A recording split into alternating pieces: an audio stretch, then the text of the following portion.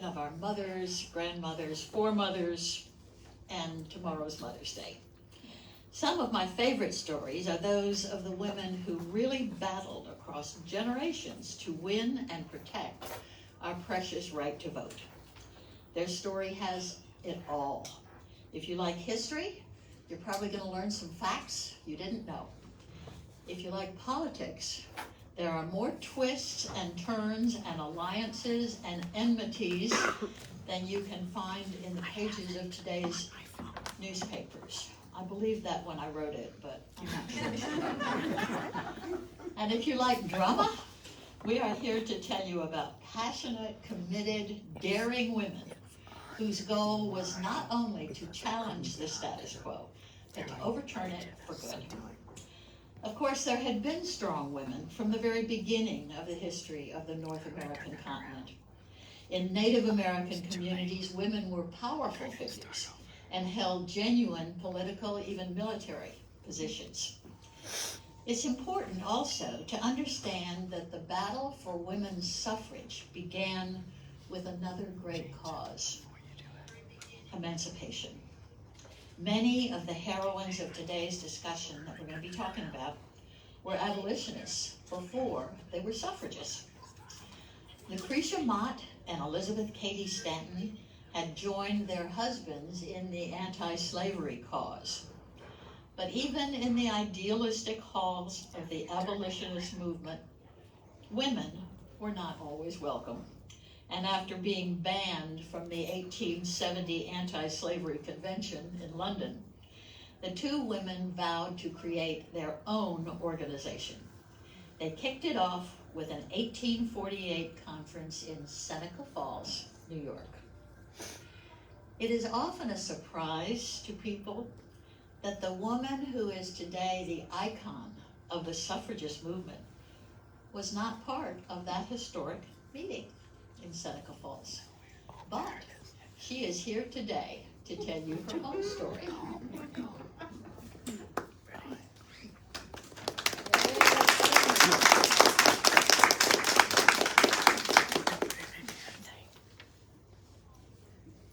Hello. My name is Susan B. Anthony, and it is true what they say, that I devoted my life to fighting for human rights, including the battle to win the vote for women. I was raised in the values of my Quaker family, and my first cause was the temperance movement. And then I joined the ranks of those trying to abolish slavery. But even in the temperance and abolitionist movements, women were not allowed much participation.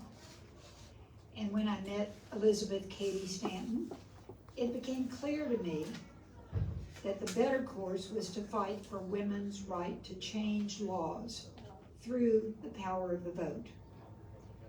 We worked together for 50 years. I had more time and strength than Mrs. Stanton, and I called her Mrs. Stanton until the day of her death out of my deep respect, as she was married and the mother of 7 children. I never married, but I devoted the rest of my life to the cause of suffrage. Your history books often refer to the notion that in 1920, women were granted the right to vote. Let me tell you, that expression overlooks the reality that thousands of women fought, suffered, and devoted their whole lives to this cause more than 100 years before the Constitution was finally amended to give women, and even then it was not all women, the right to vote. Well, I didn't live to see that. Almost none of us who began the movement did. But when the 19th Amendment was finally introduced into Congress in 1919, it was referred to as the Susan B. Anthony Amendment.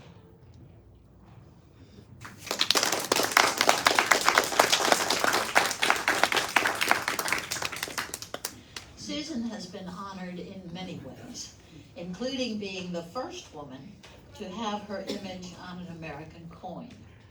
Much of what we know today about the suffrage movement comes to us through her 6-volume history.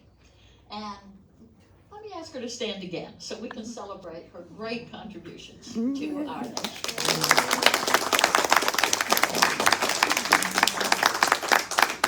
But the struggle for universal suffrage led to divisions that are only now being understood. That's the politics I mentioned earlier, when the ideals that had brought people together became a bitter breakdown in those relationships. The nation must choose, said the nation's leadership groups, Republicans, Democrats, abolitionists, labor leaders, even the temperance leaders. The nation must choose between granting the vote to black men or to granting the vote to women. This hour belongs to the Negro, said Abraham Lincoln. Granting the vote to freed slaves meant, in truth, voting for black men. Women, black and white, were told, again, to wait. Elizabeth Cady Stanton said, "Do you believe the African race is composed entirely of males? Women were slaves." But it was a crucial choice that split the suffragists into disarray, with one faction choosing to focus first on getting the vote for women, period. And in fact, suffragists had to watch over the years as the nation approved constitutional amendments that not only excluded women, but specifically gave exclusionary privileges to men. With the rise of Jim Crow laws after the Civil War, votes for women became, in practice, a campaign for votes for white women, largely neglecting the needs of black women. It is one of history's injustices that the work of black suffragists went largely uncelebrated and is today little remembered. We women know what it's like to be written out of history, and one of our goals at the League of Women Voters is to correct this serious omission. Because there were many African American women deeply engaged in the work of suffrage. Here are just a few. Mary Church Terrell, who founded the National Association of Colored Women and dedicated her life to uplifting her race, uplifting as we climb. Investigative journalist Ida B. Wells, who led a crusade against lynching across the South and fought for justice. Josephine Ruffin, who created the first national newspaper for and about and by African American women. And the famed Harriet Tubman, best known, of course, for her Underground Railroad work. There is at least one woman that we do know something about, and she is with us today. Let me introduce Sojourner Truth.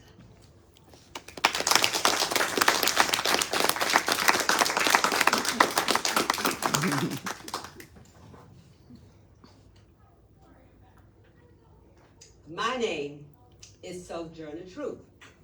I was born into slavery in New York. You thought that wasn't happening in the North. I was 9 years old when I was sold away from my family for $100. And that price included a flock of sheep.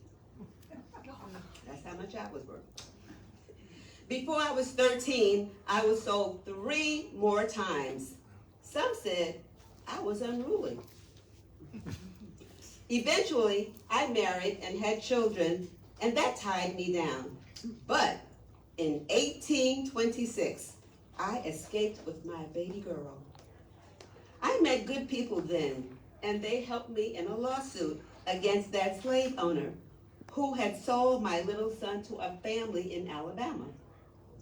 It was illegal then, not because slavery still didn't exist, but because New York State had finally emancipated the slaves.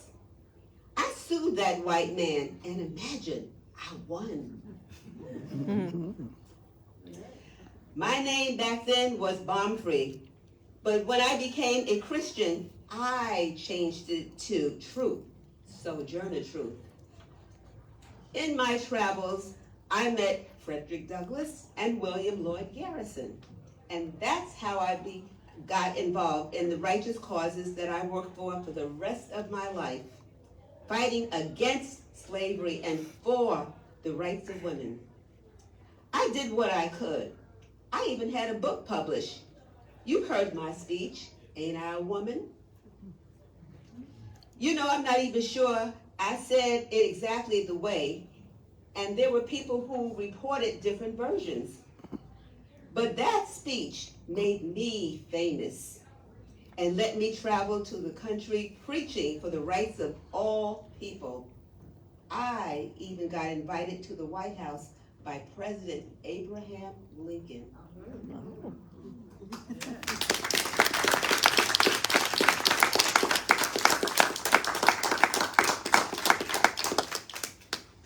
Thank you. Sojourner Truth saw the emancipation of the slaves, but did not live to see women's rights realized.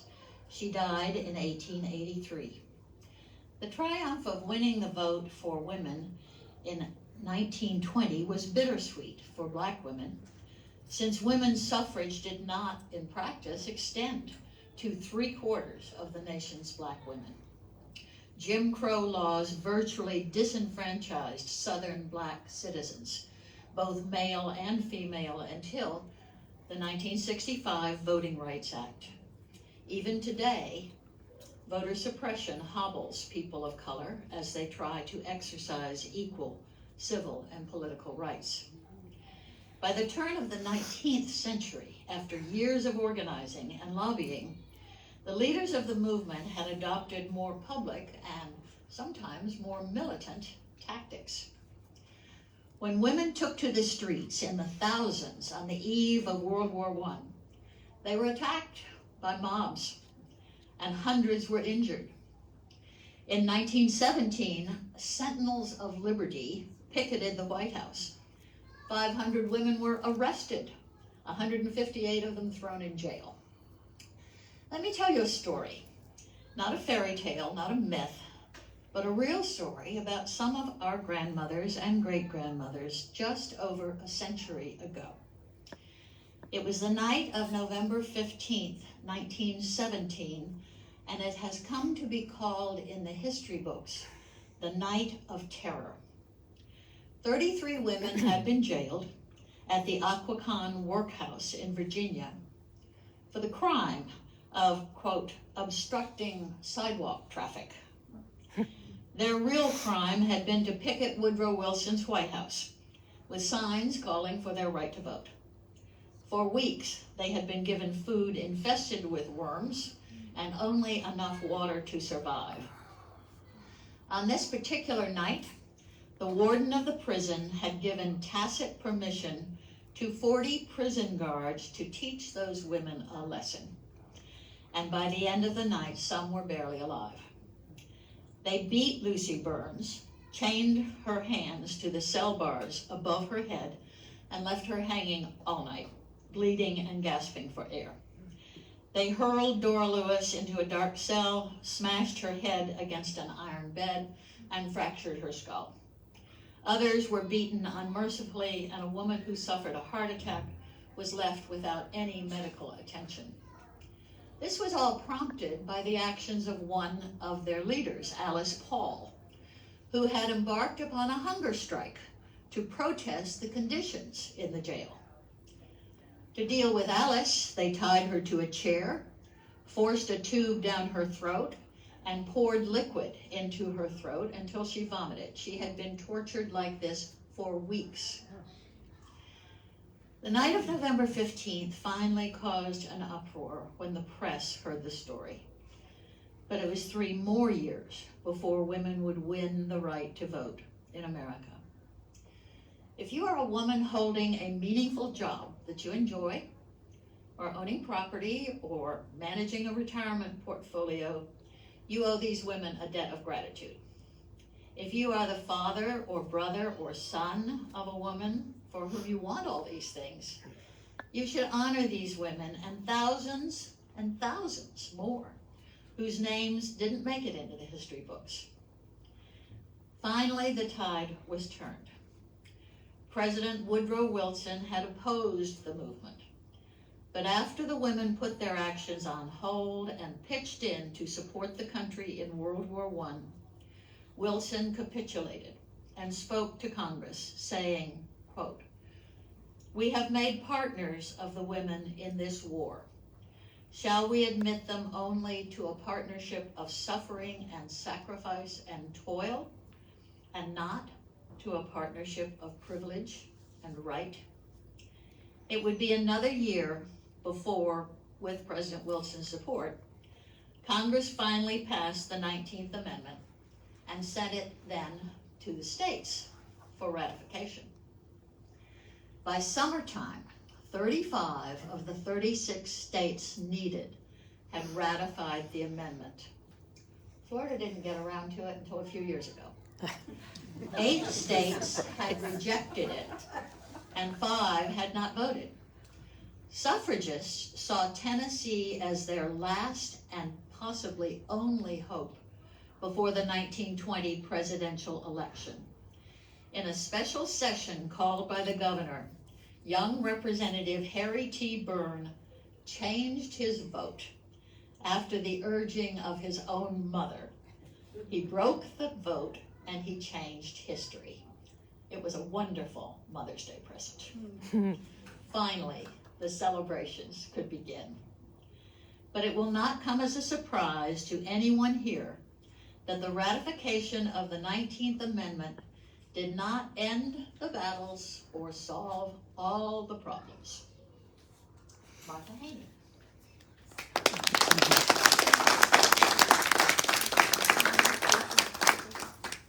Thank you, Linda. Like many milestone victories, the passage of the 19th Amendment did not mean that everybody could go home and back to their lives. Winning the legal right to vote was just the beginning. The power of the vote came with the responsibilities of citizenship.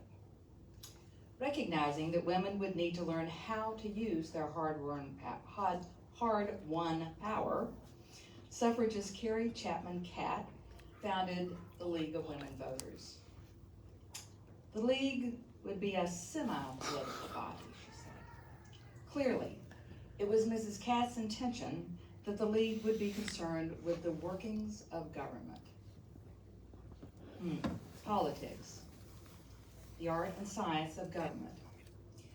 The word, unfortunately, has taken on a mostly negative connotation, but it is my belief that the more women get and stay involved in the workings of government, especially by running for office, the less people may cringe at the word politics. But I digress. So, the first steps were voter education in the most basic sense. How to vote, how to register, when to register, what are the important dates, what is the process. Central Florida women had been deeply involved in many years, like these proud suffragists. In 1913, the Reverend Mary Safford had started the Florida League, the Florida Equal Suffrage League. So learning how to vote, the League of Women Voters thought, okay, what do we need to study? What do we need to learn? What most needs our attention and reform? The logical place to start was with the issues of children's health, safety, and education. One of the early campaigns the League took on was for milk safety. We take it for granted today that the milk we buy is going to be safe. But in 1939, you couldn't count on that. In the 1950s, the League discovered that abused children who'd been taken into government custody for their safety were being housed in the same jail facilities as arrested delinquents, and they were getting the same treatment. The League's advocacy and determination, led by League President Edna Miller, eventually led to the creation of Great Oaks Village. Miller's daughter, Phoebe Carpenter, in spite of having received death threats while fighting for the new children's home, we thought that was a new thing, but she got death threats for fighting for a new children's home. But she later inspired the creation of 4C, Community Coordinated Childcare, providing assistance to low-income families. As women studied state, local, and federal government, they began developing skills in organizing, public speaking, and the confidence that comes with knowledge. First Lady Eleanor Roosevelt credited her work with the National League with developing her confidence in her leadership. In 1943, Ethel Melcher, who was then president of the Orlando Winter Park League, ran a successful write-in campaign to become the first woman on the Winter Park City Commission, a write-in campaign. And many Central Florida women who studied and grew with the League would follow in Melcher's footsteps. To me, one of the most fascinating stories in Warriors for Democracy, the history of the Orange County League of Women Voters, is the story of how the League worked for decades to get a new state constitution for Florida. During those years, former League President Beth Johnson became the second woman elected to the Florida House and the first woman elected to the Florida Senate. And when finally a new constitutional revision committee was impaneled in 1966, Senator Beth Johnson was named to the committee. You will notice the number of women in this picture. Florida adopted its new constitution in 1968. The League's issues have been and are still wide and diverse and continue to expand beyond voter registration and education, including protecting the environment and gun safety, some examples. And the League continues to be a training ground for candidates, including the City of Orlando's first woman mayor, Glenda Hood, and the first Orange County mayor, Linda Chapin.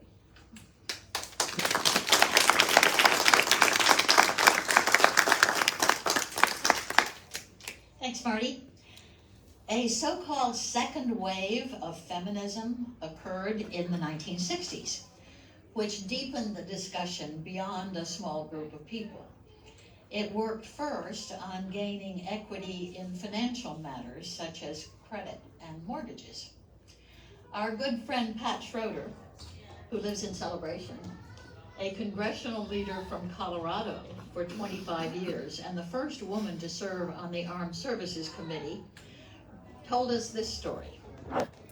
After her election in 1972, she applied for a credit card in her own name for charges that she would be incurring that would need reimbursement.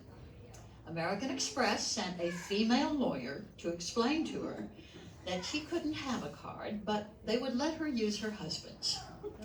Soon after, she flew back to Colorado to close on a house sale and was told that she was not the one who could do that. Jim would have to put in an appearance.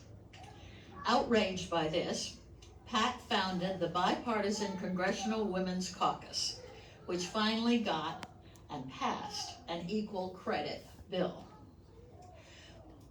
But even then, women were being denied credit cards in their own name. And so Pat summoned Arthur Burns, who was then chairman of the Fed, to explain. And he let it be known that officials had thought the women only wanted charge cards for shopping. And so they had allowed department store charge cards. We applaud the progress that has come since those days. But 50 years later, we're still looking pretty carefully at the statistics.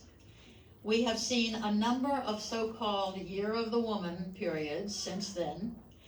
We've celebrated a record number, not an equal number, of women elected to the House of Representatives in recent years. But please do not proclaim victory yet. I certainly don't intend to relax, and I hope you won't either.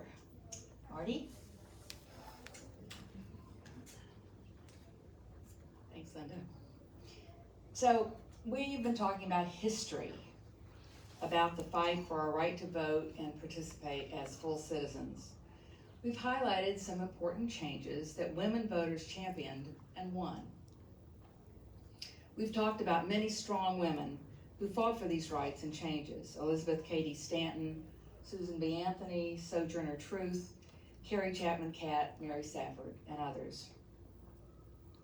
Warriors for Democracy, The History of the Orange County League of Women Voters by Ann Patton, who is here with us today, is full of these women's stories and so much more that we didn't have time for this morning. I think the full story of how the League worked for decades to get Florida a new constitution is particularly interesting and inspiring and timely. But why are these names and these events important? Because when we forget our history, our democracy and our freedoms are at risk. All of the freedoms and rights we have today came at a price. Our founders fought a war with England. The country fought a bitter civil war to end slavery. Women fought for decades for the right to vote. And we tend to think that once we have a right, it will be there forever. Right. But women were voting in the Utah Territory in 1870, but that right was stripped away by a federal anti-polygamy law in 1882. Let's outlaw polygamy and women's voting. Black men were given the vote after the Civil War, but then Jim Crow laws effectively nullified those rights. And today, an important healthcare choice that has been guaranteed to women in this country for 50 years is about to be effectively stripped away by the Supreme Court. Your vote matters. Every facet of our lives is affected by decisions made by our elected officials at every level of government. Safe drinking water, safe milk, clean air, stoplights, fire protection, access to information, access to health care. So please do not think that your vote doesn't matter, because who you vote for in every election at every level matters. There are too many instances to recount when a handful of votes has changed history. You may not think you have to pay attention to politics, but politics is paying attention to you.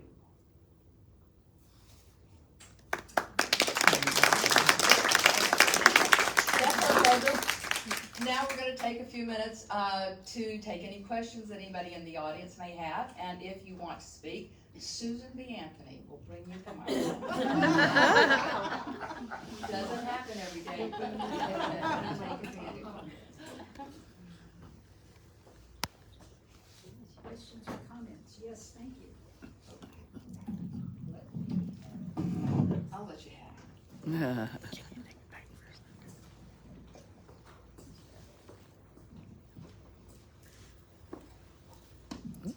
Thank you, Susan.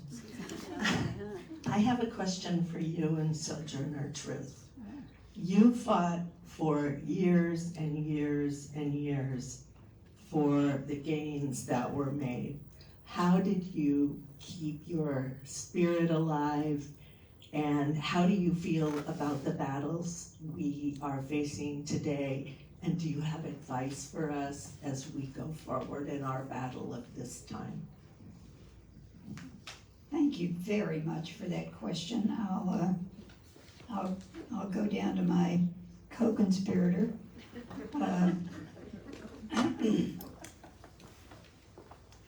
I can say that in my time and in through the ages, the way we have all been able to keep our energy, keep our conviction, keep our courage up, has been because of the good people we're working with, who keep who that are part of the solution. And in the process, we not only fought good causes, but we made lifelong friends. And that has always been the truth of causes for justice, causes for all good causes. We are uplifted by the people we're working with. We are uplifted by the people we know need what we are working toward. And it's got satisfaction and fun along the way. Even I could see that. As the saying goes, God didn't bring us this far to leave us. We've had many, many battles to fight. Even though others said, but we weren't worth anything, we had a sense of self-worth. And we knew that at some point we would get to the promised land. We had people who, as it was said, that beat us, took our children away, broke up our families, but yet we still persevered because we knew that the higher power wanted better for us. And I am so happy to see that through the years that we had people who supported us no matter what, and eventually we were able to get the right to vote. The battle is not over. We still have to fight. And even in this present day, we still have to fight. And if we band together, it can get done. Remember, there's more of us than there are of them. And if we band together, we can make it happen.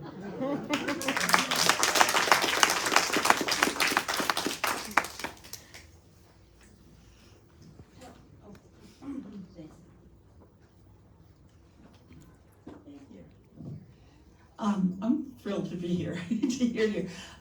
What you just said is what I feel as well. The question I have is, how do we mobilize people to actually take action?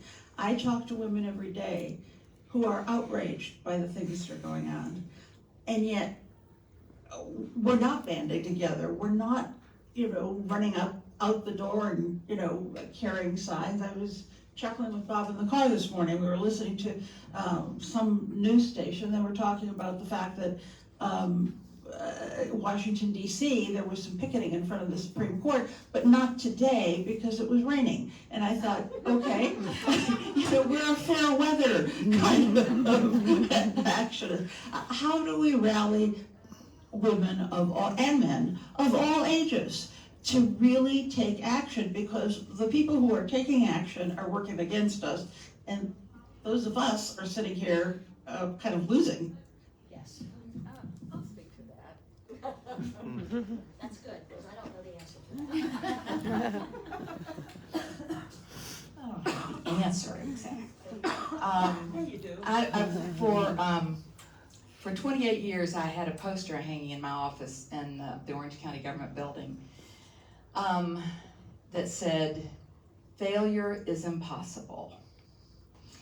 And I think we need to remember that change happens slowly. We have to do it maybe sometimes one person at a time. There are women out there and men picketing and fighting, and keeping our spirits up, not being discouraged, remembering to have some fun along the way, but not giving up is really our only option. I have a granddaughter who is the person that I need to think of when I get tired, and I do get tired. But I think the answer is we do it without being discouraged, and we do it one person, 3 people, 10 people at a time, and we just don't stop because we can't. I think we also need to be a committee of one, and as you have said, we need to, as many people as we come in contact with, we need to enlighten them and let them know just what is at stake. Because, as I said, it's historic, but we've been beaten down. made to feel like we're worthless. And we need to help people understand that you are worth somebody, and you are somebody, and that you have as much right and power. Others have made people feel like everyone else on the other side has all the rights, and people on this side have none. Everyone in here has as much right as the other. And I think that when it comes to indigent women, women who have traditionally not had services, we need to help them understand that if you don't stand up for the right that you've been given at this time, all those services that you are going to need and that somebody else pays for are going to be taken away from you. Even with abortion coming up, people who are affluent can go somewhere and have abortions if they need to. People who are indigent or low economic class cannot afford that. And we don't want to go backwards in life. We don't want to go back to the time where we had the coat hangers and the rooms that were not sanitary, or people dying because they were trying to do this on their own. We have safe measures, and we need to first help people to understand that nobody can make a decision for you and your body but you. Nobody in an office in Washington, D.C. can tell you what you can do. And we have to empower people and make them feel like they are worth somebody. Because so long they've been told, well, my vote doesn't matter, I don't have to do anything. But at this point, we have to inform them your vote does matter, and that you have to, once you realize it, you need to go and tell somebody else. And that chain needs to go on and on and on. Because, as I said, there are more of us than there are of them. But we just don't realize the rights and the privileges and the ability that we have to outnumber the other side. They have strategized. They know that there are not that many of them, but they know how to band together. We have to help people to understand that if this is worth something to you, you better band together and make it happen. I think Madam Mayor might have a comment on that. No. Well, just Let me say this. just that we do, Mary, need to be better organized. We need better messaging. We need to band together, as Mary has told us, as Sojourner has told us, and we need to be organized. It was uplifting to see women turn out after the presidential election that we all remember, and it mattered. When they banded together. We did it here in Orlando. After George Floyd's death, I was thrilled to see people of all backgrounds turning out in the streets of Orlando and across the world. One of them was my granddaughter. There is hope in that generation. She graduates from high school this year and will go on to study public policy. So sometimes it's one step forward and two steps back, but we just can't be discouraged, and we have to keep teaching the next generation and the one after that. Thank you. I see Anne coming down because she is the author of our book. And the main thing I've learned in reading this book is they'd start a project and think, wow, this might take 5 or 10 years. And decades later, It still happens. So, thank you for a really splendid program.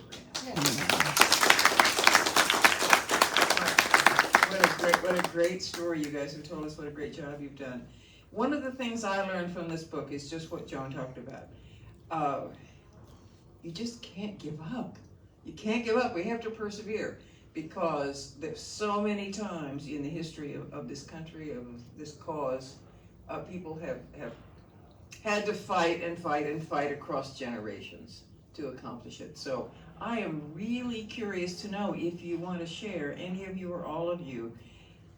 That's what I learned most, I think, from this experience is don't give up. So can you share another thing that you've learned either from this story or from your wonderful lives? that long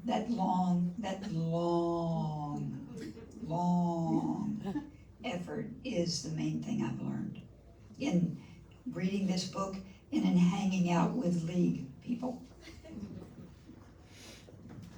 My personal story is as a teenager, high school student in the New York City public schools. I was told that, and I did very well academically, but I was told, oh, just go on and get a job. You know, don't even worry about college. And as a minority person, you know, I didn't really give it too much thought because my mother, her education was as high as a high school graduate. She was a seamstress. My father went as far as 8th grade. He was a longshoreman unloading cargo off of ships. And so I'm thinking, okay, all right. And when I was even younger, we didn't have a car, so my uncle would pick us up and take us home from church. And I saw the toll booth collector, and I said, oh, that's a good job. I want to do that, because that was my frame of reference at the time. So over the years, you know, I met people along the way who really helped me and inspired me and kind of broadened my horizons. So there was one lady, her name was Gladys B Thorne, with the Minnesink Townhouse, New York City Mission Society, who encouraged us to go to college. And at that time, Bishop College was recruiting people to come down to Dallas, Texas to go to school. So I enrolled there. But before that, the high school counselor, as I said, told me, just go in and get a job. I want you to know that on the 100th anniversary of the school's existence, I was married by then, and my youngest son was about 3 years old. I said, I'm going to go back to that school because I want them to know that in spite of what they told me, I turned out to be successful anyway. I went on and got a bachelor's degree, a master's degree from Columbia University for free, scholarship, thank you, Holy Spirit, and a doctorate degree. So I wanted to let them know that I had other people who surrounded me and encouraged me and lifted me up in spite of what they told me. So when we encounter people who will always have somebody in their lives that says you can't do something, let them know that within they have self-worth. They can do it.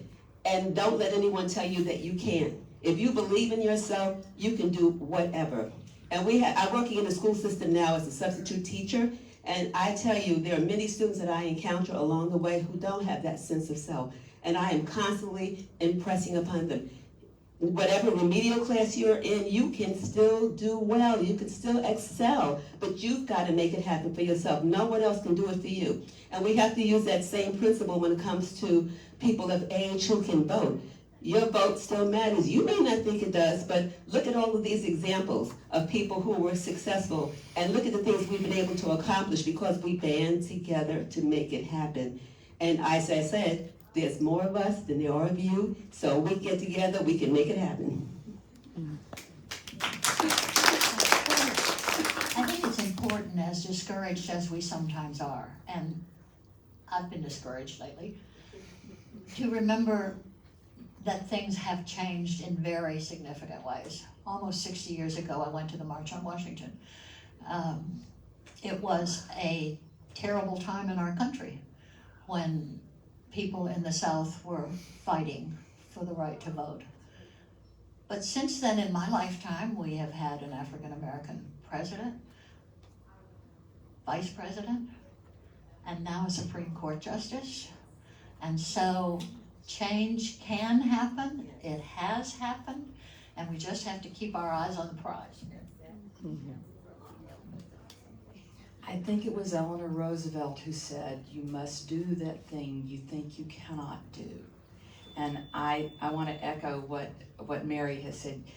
I think the most important thing is to have confidence in our ability to get things done, because we can. And that's hard and it's scary. When I ran for office, and there was nobody more surprised about it than me. I happen to have a number of strong women friends who sort of threw me in the deep end. And what do you know? And look at me now. So, Linda, you want to wrap it up now? Yes, unless there's one more important question, we will say our thanks to those who have helped make this morning happen. We want to express our appreciation to Ann Simpson and Andrew Montanez for their gracious hosting at this Edith Bush Theater at the beautiful new Winter Park Library. Thanks very much to Sue Foreman, as always, for enabling the live streaming and the recording of this event, our League photographer for many, many years, which will also be available on the League's YouTube channel. We invite you to go to the League of Women Voters website to register for the return of our Hot Topics programs this Wednesday, May 17th, at this very place, the Winter Park Event Center, right next door, with Supervisor of Elections Bill Cowles and State League President Cecile Schoon. And she's wonderful, by the way, on the confusion of the new election guidelines and court decisions and voter suppression in Florida.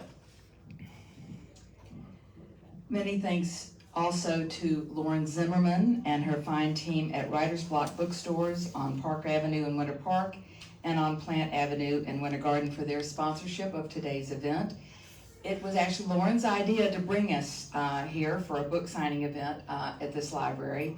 They've helped us promote it and brought refreshments, and her staff are poised on the upper level so you can buy your copy of Warriors for Democracy, the history of the League of Women Voters of Orange County. We suggest it makes a great Mother's Day gift. And it's also, frankly, it is very inspiring reading, and it's encouraging, and has great pictures. And Ann Patton, the author of the book, is here to sign it, as well as Linda Chapin, who wrote the afterward. So stay tuned, stay active, join the League of Women Voters, and if we all pay attention, we can defend democracy. Thank you.